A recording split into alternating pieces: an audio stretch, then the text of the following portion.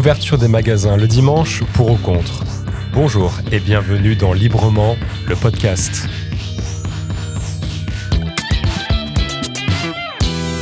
Dans ce podcast, on parle du monde du travail en Belgique du point de vue des travailleurs et des syndicats. Aujourd'hui, je suis accompagné de Wilson Wellens, bonjour. Bonjour. Et Rachid Ziani, bonjour. Bonjour. Wilson, tu es responsable sectoriel national chez nous à la CGSLB. Est-ce que tu peux nous expliquer en quoi ça consiste ? Mais pour le secteur de commerce, je suis le point de contact pour nos délégués et pour nos secrétaires. Et bien sûr, dans mon rôle, je fais aussi encore des négociations au niveau de, par exemple, Carrefour, Lidl, Aldi. Alors, je suis aussi sur le terrain. Et Rachid, tu es délégué chez Carrefour. C'est quoi le rôle d'un délégué ? Bon, moi, je suis délégué et délégué itinérant aussi, donc j'ai 2 casquettes. Le rôle d'un délégué, c'est de bien vérifier donc, le respect de la législation au sein de l'entreprise, de vérifier que tout est respecté, bien sûr, au niveau des droits de travail, des droits de travailleurs aussi. Et voilà, donc... Et le point de contact principal, pour tous nos affiliés, il est le point principal. C'est ça, quand ils ont des questions, voilà, tu es la personne de contact aussi pour voilà, donc je suis l'intermédiaire entre tous les délégués et les secrétaires permanents et aussi le secrétaire national qui est Wilson Wellens. Voilà. Donc Wilson, donc on parle de l'ouverture des magasins le dimanche. On a vu ici récemment pas mal d'enseignes qui ont lancé des négociations pour ouvrir le dimanche, donc des enseignes qui n'ouvraient pas avant le dimanche. Voilà, comment ça se fait ? Pourquoi maintenant ? Qu'est-ce qui a changé en fait ? Mais je pense que c'est commencé 2 années passées avec l'histoire des Delhaize, où le focus était mis sur les magasins franchisés. Et qu'est-ce qui était le but de cet exercice de franchisation ? Bien sûr, d'avoir plus de marge. Et là, l'histoire a commencé de voir est-ce que les dimanches pourraient donner plus du chiffre et plus du marge pour un retailer. Et cette guerre a commencé 2 années passées.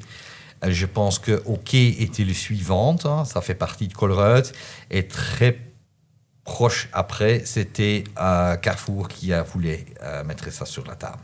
Et tu parles de magasins franchisés. Qu'est-ce que ça signifie en fait ? Mais ils sont dans une autre comité paritaire. Ça veut dire qu'ils ont des autres règles à suivre pour une ouverture de dimanche. Et avec cet exercice de franchise, certaines, spécialement Delhaize, ont réussi d'utiliser des autres conditions pour avoir une ouverture de dimanche moins chère. Donc oui, les magasins franchisés fonctionnent sous d'autres règles en fait. Ils sont beaucoup plus libres en fait que des magasins qui appartiennent encore pleinement à l'enseigne. Et dans le passé, c'était jamais un grand souci qu'ils ont eu des autres règles parce que c'était des petits commerces familiales régionales.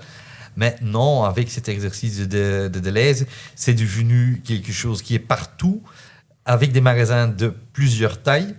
Et à ce moment, c'était devenu une concurrence avec les grandes marques comme Carrefour. Et c'était nécessaire de chercher des solutions pour se battre contre ça. D'accord. Et alors, au niveau donc de l'ouverture le dimanche, qu'est-ce qui a avancé du côté des patrons, des employeurs ? Est-ce qu'ils disent que c'est vraiment avantageux, qu'il faut, au niveau de la compétitivité, que c'est nécessaire vraiment d'ouvrir le dimanche ? Voilà, quels sont leurs arguments et qu'est-ce que nous, en tant que représentants des travailleurs, on avance de notre côté ? Mais ils ont eu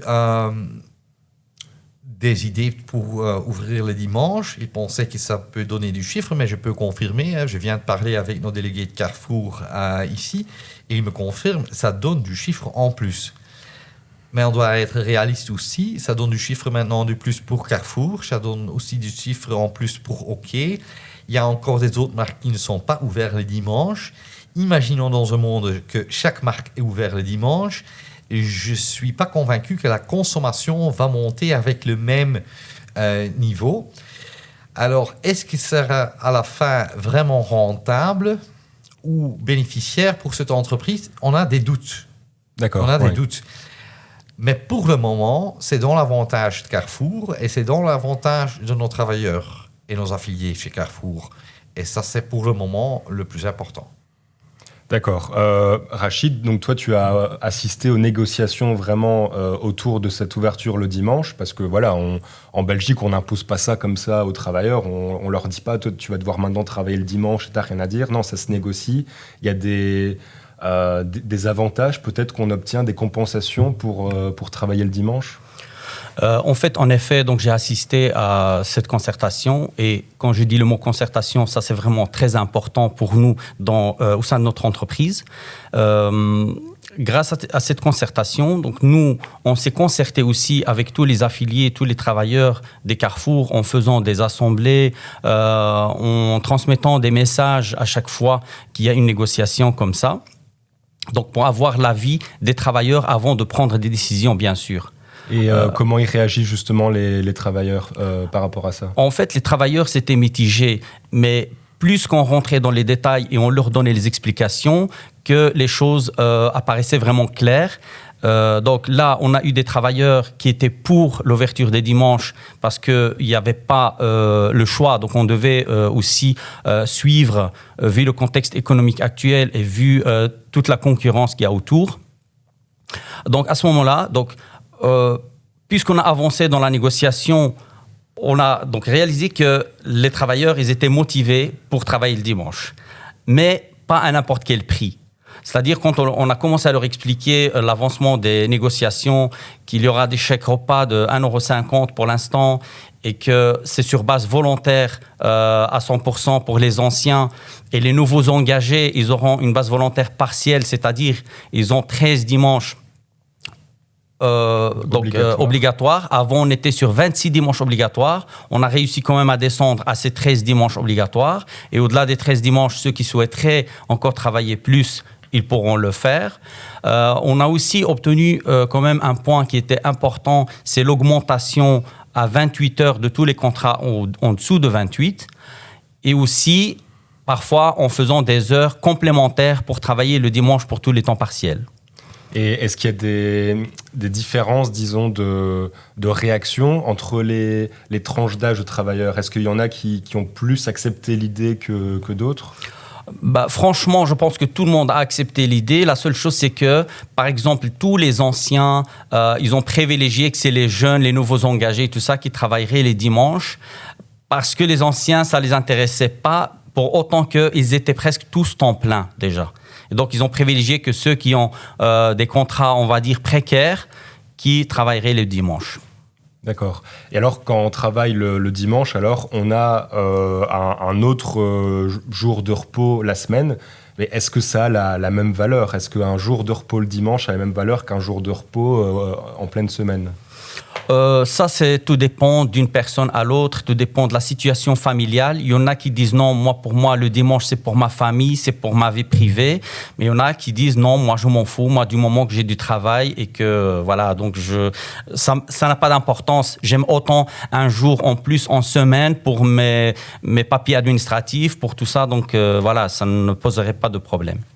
Et alors, donc, on a un accord maintenant qui garantit une certaine compensation. Est-ce que cet accord, il est bien respecté? Est-ce que tout est bien mis en place maintenant chez Carrefour?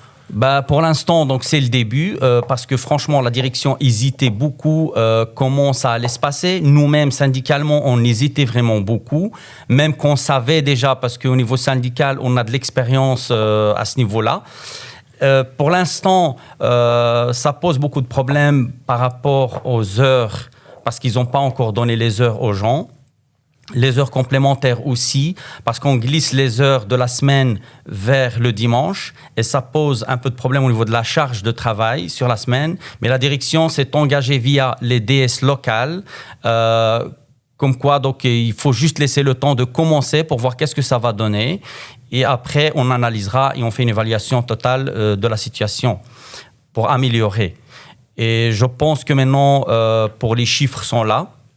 Donc, ils ont démontré vraiment que sont en progression vraiment à fond. Et on verra maintenant l'évaluation, qu'est-ce que ça va donner. Donc, on est encore, en train de mettre en place tout ça. Pour le moment, les chiffres sont bons. Enfin, la clientèle se déplace, en tout cas, le dimanche. Et pour le moment, ça se passe plus ou moins bien. Pour le moment, il y a cette charge de travail qui est quand même transférée voilà, il y a un certain nombre d'heures, c'est ça que tu as expliqué, qui est transféré le dimanche, ce qui fait que pour les travailleurs qui travaillent la semaine, pas le dimanche, ils ont plus à faire peut-être pour... C'est-à-dire la surcharge de travail et il impacte les travailleurs qui travaillent la semaine, pas le dimanche. C'est ça, oui. Et donc, c'est ça le seul problème que nous avons pour l'instant, mais ça, on va évaluer et je pense qu'on va éviter ces problèmes dans l'avenir. Et quel a été l'impact de ces négociations sur toi en tant que délégué? Et est-ce que ta position sur la question est la même en tant que délégué, en tant que travailleur et par rapport à ta position personnelle?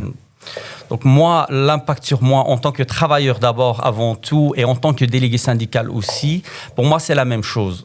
En fait, il faut suivre aussi. Parce que si toute la concurrence est là aujourd'hui, moi je regarde toujours au niveau national et européen et même international, tous les commerces sont ouverts le dimanche. Moi je dois dire que je reste convaincu que le dimanche va rapporter quand même, on va gagner quand même la part du marché que notre entreprise dit toujours je l'ai perdu. Ok. Et franchement moi, donc l'impact des négociations, elle était lourde pour moi parce que c'est la première fois que je négocie à côté de notre cher Wilson. C'était la première fois. Pas moi qui était là. Non, pas du tout. Non, c'était lourd parce qu'il fallait toujours expliquer à tous les affiliés, il fallait toujours dire, quand ils sont contre quelque chose, on leur expliquait le pourquoi, parce que l'essentiel, c'était d'aller vraiment vers l'avant et pas bloquer les négociations. C'était ça le plus important pour nous.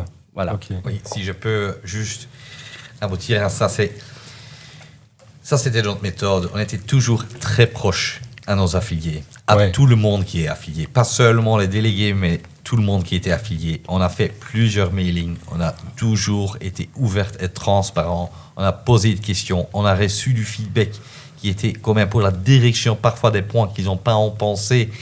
On a aidé de trouver qu'est-ce que pourraient être les problèmes dans ce processus. Oui, on doit évaluer maintenant. Bien sûr, la direction a fait aussi un investissement sans savoir si ça va apporter. Alors oui, il traîne un peu maintenant de donner les heures, mais vu les chiffres, je suis convaincu qu'on va avoir tout ce qu'on a mis sur la table de la négociation. Et j'entends, ça m'a fait plaisir, des gens qui disent voilà, le dimanche, autre atmosphère, le client est très agréable le dimanche, moins stressé. Je suis un peu plus payé. Et le mercredi, je prends mon jour libre fixe et je suis là pour mes enfants. C'est ça, on est venu à la table de négociation sans dogma, sans idée fixe, mais avec une ouverture. Qu'est-ce que sont les opportunités pour les travailleurs dans un dossier autant complexe comme ça? Et on a les trouvés. Et maintenant, entendre le feedback positif du côté du employeur sur son chiffre, mais aussi du côté de l'employé, que le travail est agréable, mais ça fait que c'est un succès. C'est ça, ouais. C'est d'avoir trouvé cet équilibre entre employeurs et travailleurs, que tout le monde y trouve son compte. Et si je peux juste ajouter une chose, c'est que les travailleurs, ils sont autant contents parce qu'il y a quand même une garantie de maintien de l'emploi jusqu'en 2028 et aussi un engagement de la part de la direction de la non-franchisation. Donc, chose que il n'a pas eu chez nos concurrenciers. Donc ça, c'est vraiment un point aussi très important, puisque les gens, ils disaient, s'il faut qu'on travaille les dimanches, on doit travailler les dimanches, il n'y a aucun souci. Mais du moment qu'on garde notre emploi. Donc c'était ça le point vraiment clé pour le personnel aussi. Et même, allez, on a négocié pas mal de choses aussi, une journée encore de libre, donc structurellement libre. Donc c'est un autre jour de congé en plus. Donc comme ça, pour qu'on respecte bien sûr le contrat 5 jours, pas plus. Bien sûr, il y a les cadres qui sont, on va dire, obligés d'ouvrir, mais c'est parce que leur contrat est comme ça aussi. Donc, il faut le dire, c'est des responsables. Ouvrir et fermer le magasin, voilà. C'est normal. Donc, c'est des responsables, voilà. OK. Wilson, donc, quelque part, les générations précédentes se sont battues pour qu'on ait le repos dominical. Est-ce que tu considères ça comme un retour en arrière, malgré tout, même si voilà, on a pu obtenir une certaine satisfaction des travailleurs et des employeurs? Imaginons que c'était forcé contre la volonté des gens. Ce sera un peu, comme tu dis, un aller en retour ou en arrière. Mais ici, ce n'était pas le cas. On a bien trouvé un équilibre entre les souhaits des gens, les travailleurs, et les problématiques du secteur. Est-ce qu'on était demandeur d'ouvrir le dimanche? Non. Personne spontané a dit « je veux travailler le dimanche ». Mais à l'inverse, on était forcé par le secteur, par l'économie, par les concurrents, et on a trouvé un bon équilibre et on a trouvé chaque opportunité dedans. Et on ne peut pas oublier que nos affiliés ne sont pas un seul type d'affiliés. Il y a plusieurs. Et le plus que notre structure est à l'écoute de ce genre, le plus des idées et des façons à optimiser le processus on a trouvé. Et je pense que notre syndicat est bien capable d'évoluer avec son temps. C'est ça. OK. Eh bien, merci Wilson et Rachid d'avoir partagé vos opinions et vos expériences. Merci aux auditeurs de nous avoir écoutés et n'hésitez pas à partager ce podcast sur les réseaux. Et quant à moi, je vous donne rendez-vous au prochain épisode. À bientôt.